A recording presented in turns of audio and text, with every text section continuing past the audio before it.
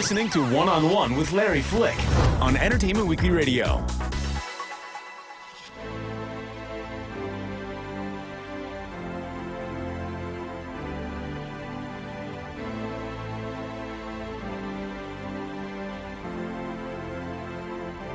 Everybody's free to feel good. Everybody's free. Oh my gosh.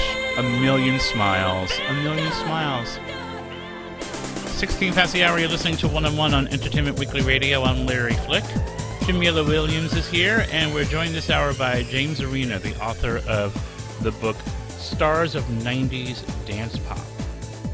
It's the fourth in his 5-part series chronicling the history of disco and dance music through the ages.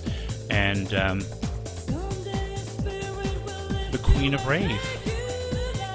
When you heard that intro, tell me that doesn't stir you to your very core. It just gave me a rush. Right? You get chills. Oh my gosh, Rozalla. In the book, and that's why I'm so glad I've got this book out, because exactly you only see this name on a CD or on iTunes in tiny print. It's this artist, and you have a vague understanding of who they are. But when you know their story and the depth of these people, and you kind of appreciate them more as human beings, this music takes on a different feel, and it becomes a much deeper experience, I think. Well, I mean, it proves something that we forget, and I think it's easy to forget when you're in the world of celebratory music, and that is there's a lot of sweat and a lot of tears en route to that moment of celebration. It's very, very powerful stuff. That's James Arena joining us here on EW Radio. Okay, and now, yeah, I love this song so much. It's La Bouche.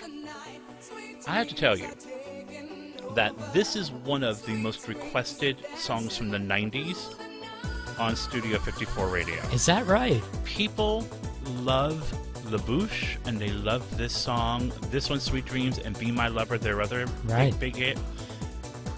I love them, but I'm fascinated by the durability of these songs. What do you think it is?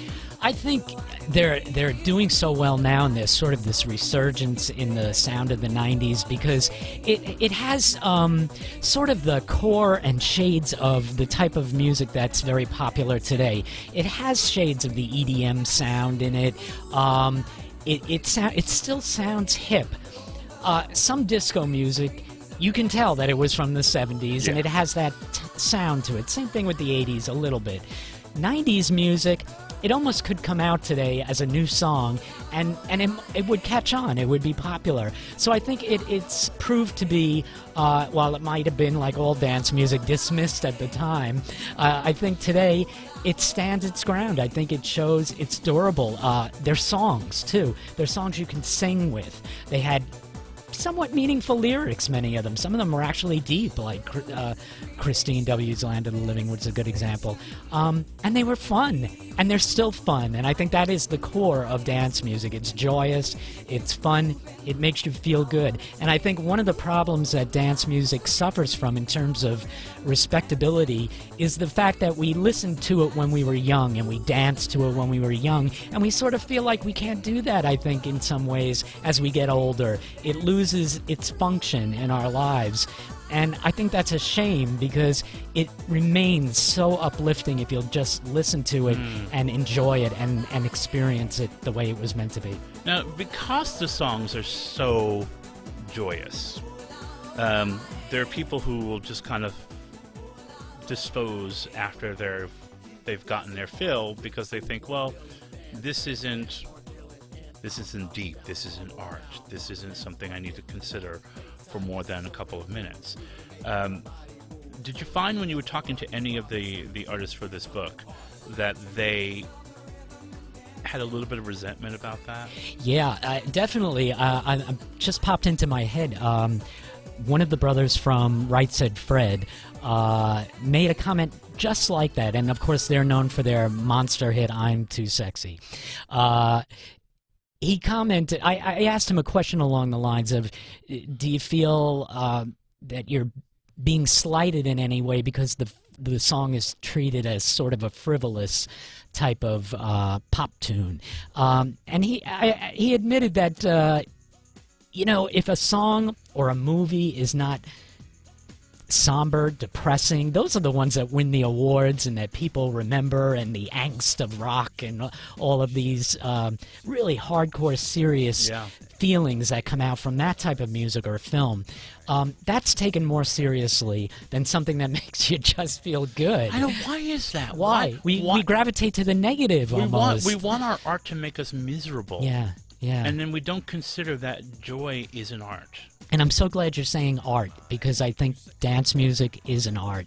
And I think that's what makes these books important. If they are important, it's because I'm taking this art form and recognizing it as an art form. And that's what I wanted to do. I think that's one of the reasons why I'm so excited that you're here, and so excited about these books, and so passionate about this project, because I've devoted a lot of my professional life to fighting for the understanding of disco and dance music as an art form.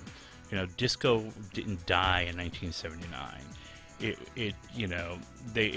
suffered an attempted homicide, but it actually recovered, and it turned into something bigger and bolder and more varied. And so, how could you not hear everyone from Pitbull and Flo Rida to Avicii and not say, all these folks are making disco music? That's right.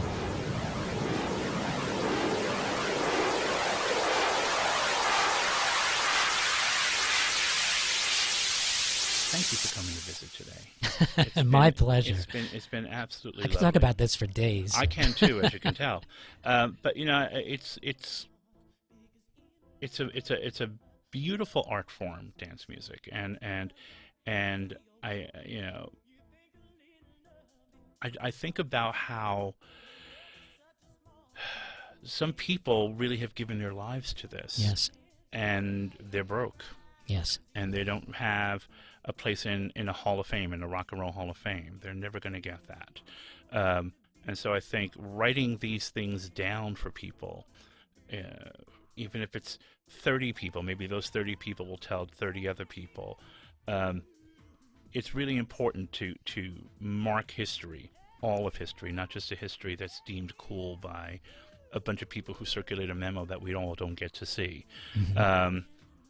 And so I really, congratulations on this book and all of your books. Thank you so much. That's James Arena. His new book is called Stars of 90s Dance Pop. It is a really yummy page-turner, and we'll have you back again very soon. We want you to have a great weekend, y'all. Remember, brand new edition of One-on-One tomorrow at 1.